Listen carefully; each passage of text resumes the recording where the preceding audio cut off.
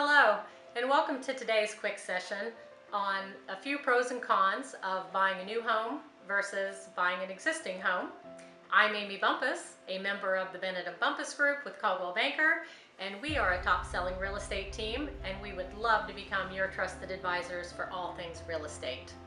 If you like this video, please remember to click like down below. It lets us know you care, and hit the subscribe button so you'll get updates as we post new videos on tips and topics as well as tour videos. A question we receive frequently is, should I buy an existing home or should I build a home? And there are pros and cons to both, and we really enjoy helping people with either process, and we can help you work through that. Once we're able to move around after the COVID-19 virus is under control, we actually are planning an upcoming video with a builder representative so they can answer more questions about the building process for you. But let's talk about the difference in cost of existing homes versus new builds, just so you have some information to think about as you begin the process of deciding whether you should buy a home that's existing or build a new home. We are currently asked the question, why are new homes so much more expensive per square foot than existing homes? And for that, let's do a little history review. So in 2004, home prices were nearly the same. A price of a new build and the price of an existing home were almost identical. As we move through the peak of the home buying trends for 2004 to about 2008, we saw this start to diverge. So as we moved through the Great Recession and we had economic concerns, there was more inventory than there were buyers. And so existing home prices actually became undervalued for the homes in order for people to sell them. So what that meant for builders was the homes that they would build would actually be worth less than the cost to build them. So in order to combat this issue, builders moved to a different building format where they went with larger homes. Larger homes equaled larger margins, and therefore they could continue to build throughout the recession and still have a home that was worth more than the cost to build it. It's been about a decade since all of this has happened with our Great Recession, and builders have still continued on the trend of building larger homes with larger margins.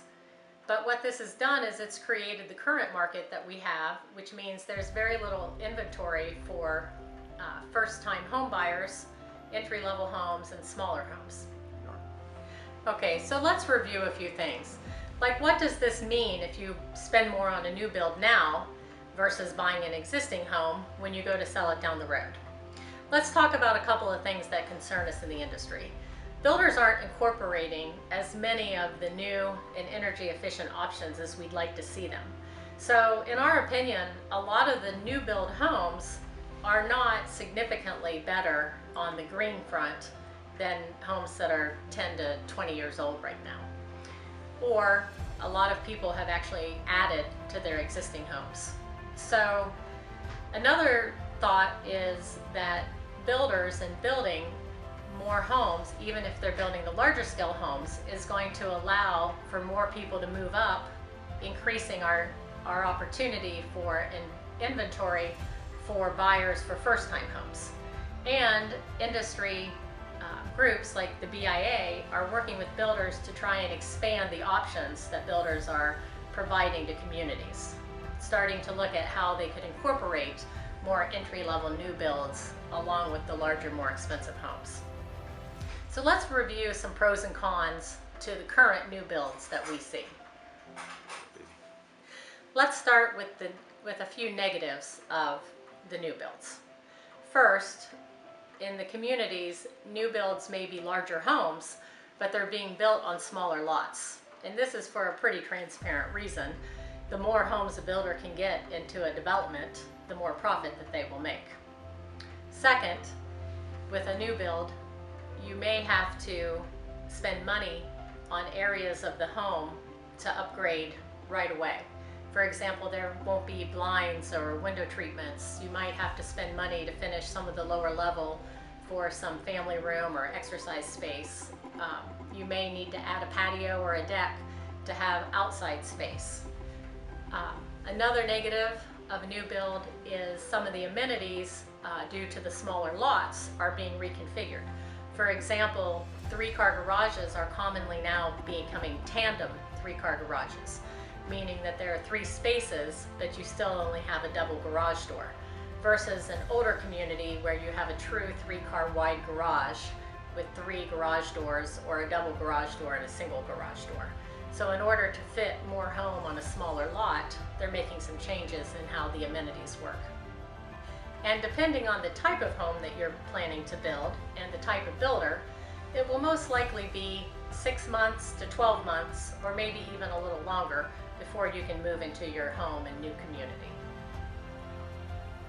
Let's look at some pros of building. There are lots of pros to building a home, and let's just pick a few. First and foremost is the new. It is a new home. Everything in the home is new, from the HVAC, the furnace and air conditioning unit, to the windows, to the roof, to the foundation, to the components inside, like the electrical outlets. And with all of this new comes warranties. So you can pretty much feel that your new home is going to be pretty much maintenance free for at least the first few years. Another pro is that you can move into the home with it being on trend and you have no projects to complete. This also makes the community more uniform and a little easier to figure out price value when you go to sell, especially in the first 7 to 10 years after the community is built. Another pro is that you can build the home exactly how you want it. If you know what you do and don't like in a home, and especially if you can custom build or semi-custom build, you can actually create the spaces that work best for you and your family. And even if you decide to go with a tract builder, a more standard building company, they know the trends and they have all of their new floor plans so that they are on trend for how people live today. Those are a lot of the benefits to buying a new home. Let's look at some of the cons of buying in an existing development. First, there's the issue of upgrading, because it's not a new home. The mechanicals in the home most likely won't be brand new. So you have to figure into your budget that you might need to upgrade items like the HVAC, the windows, the roof. There may be other maintenance items that you have to take into consideration for your budget as you move forward over the next couple of years. Another issue is cosmetics or light remodeling that you might want to do to the home in order to bring it up to the kind of lifestyle and living needs that families have today. That could be anything from paint to some light remodeling where you might want to open up a wall to make the space a little more open for your family. And then there's the issue of what past owners have done and what kind of repairs or what kind of renovations they've already made. And as you move into some of these projects for retrofitting or making a home more usable for the kinds of lifestyle and electronic needs that we have today, you have some uncertainty in what these projects might cost. Let's review a few of the pros of buying in an existing community. For starters, a lot of the older communities are going to have larger lots, more mature trees, more mature landscaping, very beautiful communities, tree-lined streets. Also, location, location, location. You hear this a lot in real estate. And the older communities are often closer to the city centers. They're closer to the amenities that people want to be close to. And the reason for this is, as communities develop and things move further out, in order for developers to do the new builds and new developments, they have to move further and further out away from the city centers to find land for development. Another benefit of an existing community is upgrades and bonuses that you don't have to pay retail for. For example, someone may have done a beautiful job finishing a basement. They may have put on a beautiful deck or paver or stone patio. And these items you typically get to buy for less than the seller may have invested in them. The same is true for any upgrades in the home to wood floors or painting. So when you buy an existing home, you get a lot of the upgrades or some bells and whistles for a better price. And then there's timing. Depending on how quickly you need to make your move, you can almost always move into an existing home in a shorter time frame, more like 30 to 45 days versus a build of 6 to 12 or 18 months. There are many advantages to building. There are advantages to buying an existing home, as well as cons to both. One of our biggest concerns still is the pricing. So over the past decade, as the price of existing homes and new builds has continued to diverge, and there's such a large price gap, we just want you to think about the investment opportunities as you move forward.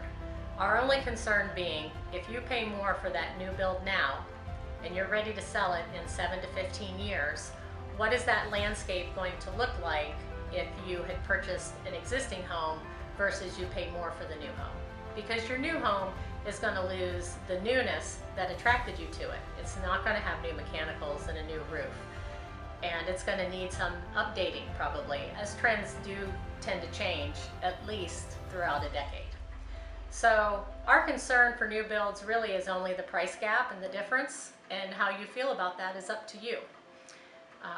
We just have to work through the issues of what fits your budget best. And there will always be a market for existing homes, and there'll be a market for new homes. And we love to help our buyers review this process and determine what is the best fit for them.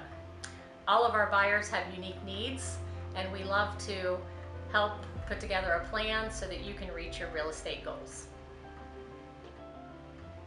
With all of the pros and cons we've discussed for new builds versus existing homes, I just want to remind everyone that we love helping our clients with either direction.